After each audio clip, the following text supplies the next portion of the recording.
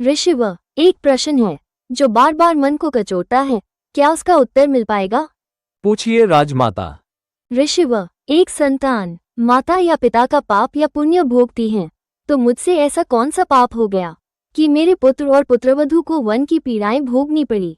माता, जिनके कर्म और जीवन चक्र अंतिम पड़ाव पर होते हैं, अर्थात जो अपना अंतिम जीवन जी रहे होते हैं, उन्हें अकारण भी कष्टों का भागी बनना पड़ता है और जीवन की ये अंतिम परीक्षा देनी पड़ती है।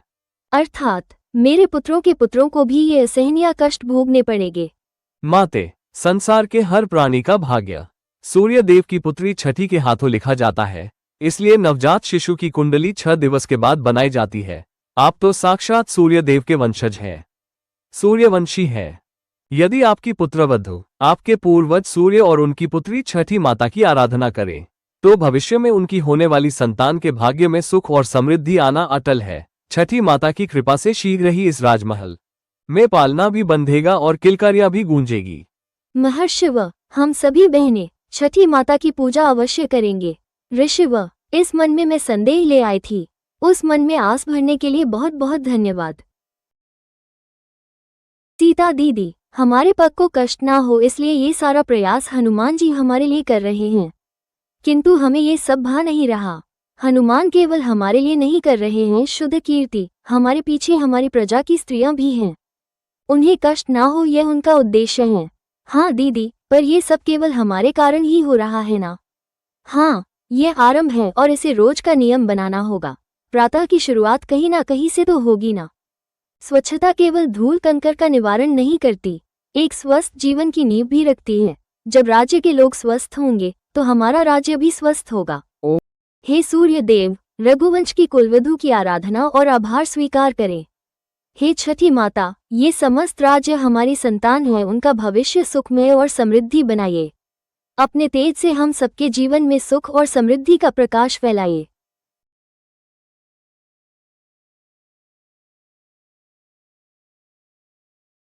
छठ पूजा 4 दिनों तक की जाती है, जिसकी शुरुआत नहाय खाय से होती है। इस दिन नहाकर सात्विक भोजन किया जाता है। दूसरे दिन खरना में गुड़ की खीर खाकर 36 घंटे का निर्जला व्रत शुरू होता है। तीसरे दिन डूबते सूरज को नदी या घाट पर अर्घ्य दिया जाता है और चौथे दिन उगते सूरज को अर्घ्य देने के बाद व्रत का पारण किया जाता है। यह व्रत शांति के लिए है। जहाँ शांति हो वहाँ सुख समृद्धि अपने आप आ जाती है। ये राज्य मेरा परिवार है और इसकी शांति की कामना करती हूँ मैं छठी माँ। मेरे श्री राम सदा सदा के लिए अयोध्या के होने जा रहे हैं। राज्य अभिषेक के इस शुभ दिन पर उन्हें आशीर्वाद दीजिएगा। छठी मैया। परिवार में पुरुष चाहे सफलता के जिस भी शिखर पर पहुंच जाए, उसका आधार उसकी धरा एक स्त्री ही होती है और माँ। घर की उन्नति में पति और पत्नी दोनों ही भागी होते हैं ना, तो व्रत केवल स्त्री ही क्यों रखें? मैं भी सीता के लिए व्रत रखूंगा और मेरा यह व्रत सीता के प्रति मेरे प्रेम और सम्मान का प्रतीक होगा।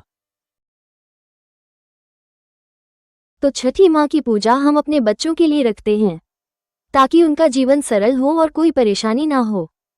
माता, जीवन के पग पग पर आपने महादेव का साथ दिया है, आशीर्वाद दे कि वैसे ही मैं भी सदा अपने श्री राम का साथ दे सकूं। सुख दुख की हर घड़ी में मैं राम की पत्नी के रूप में सभी दायित्व निभा सकूं। नहाय खाय, सवेरे जल्दी उठकर स्नान करें और घर की सफाई करें। साफ कपड़े पहनकर सात्विक भोजन जैसे कद्दू, दाल, चावल ग्रहण करें। इस दिन लहसुन और प्याज का उपयोग वर्जित है। खरना, दिन भर निर्जला उपवास रखें। शाम को मिट्टी के चूल्हे पर गुड़ और चावल की खीर बनाएं। खीर का भोग छठी मैया को अर्पित करें और प्रसाद के रूप में ग्रहण करें। इसके बाद 36 घंटे का निर्जला व्रत शुरू होता है। संध्या अर्घ्य, शाम के समय सूर्योदय से थोड़ा पहले नदी या घाट पर जाएं। बांस या पीतल की सूप टोकरी में फल, ठेकुआ और अन्य प्रसाद सजाएं। टोकरी पर सिंदूर लगाएं। डूबते हुए सूर्य को दूध और जल अर्पित करें। छठी मैया की पूजा करें और गीत गाएं। उषा अर्घ्य और पारण, अगली सुबह सूर्योदय से पहले घाट पर पहुंचें। उगते हुए सूर्य को जल और दूध से अर्घ्य दें। पूजा के बाद व्रत का पारण करें। इसके लिए कच्चे दूध का शरबत और पूजा का प्रसाद खाएं। व्रत के बाद जरूरतमंदों को दान करना शुभ माना जाता है। महत्वपूर्ण बातें। पूजा के दौरान स्वच्छता और पवित्रता का विशेष ध्यान रखें। प्रसाद केवल व्रत रखने वाले के हाथों से बनाया जाना चाहिए या उसकी देखरेख में बने। खरना के बाद से 36 घंटे तक निर्जला व्रत रखा जाता है, जिसमें अन्न जल का त्याग किया जाता है। 7 घोड़ों के रथ पर सवार सूर्य देव आए आपके द्वार, किरणों से भर जाए आपका घर संसार, मुबारक हो आपको छठ का त्योहार। छठ पूजा की हार्दिक शुभकामनाएं।